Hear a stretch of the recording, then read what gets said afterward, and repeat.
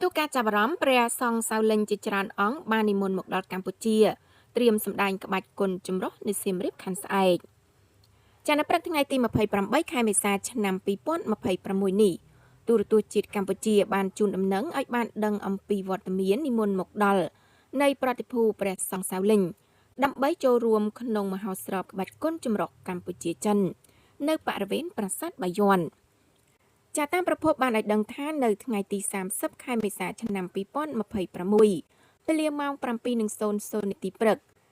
ចានៅទីតាំងខាងជើងប្រាសាទបាយ័នខេត្តសៀមរាបនឹងមានការសម្ដែងរួមគ្នារវាងក្រុមសិល្បករក្បាច់គុនល្បុក្កតោយុទ្ធគុនខមនិងប្រដាល់ខ្មែរជាមួយនឹងក្បាច់គុនគង់ហ្វូសៅលិញនិងថៃជីរបស់ព្រះសង្ឃដែលនិមន្តមកដោយផ្ទាល់ពីវត្តសៅលិញប្រទេសចិនចាអាស្រ័យហេតុនេះសូមបងប្អូនសាធារណជននិងភ្ញៀវទេសចរជាតិអន្តរជាតិអញ្ជើញទៅទស្សនាផ្ទាល់ដើម្បីគាំទ្រនិងទទួលយកបទពិសោធន៍ដ៏រំភើបអស្ចារ្យដែលកម្រនិងមាននេះ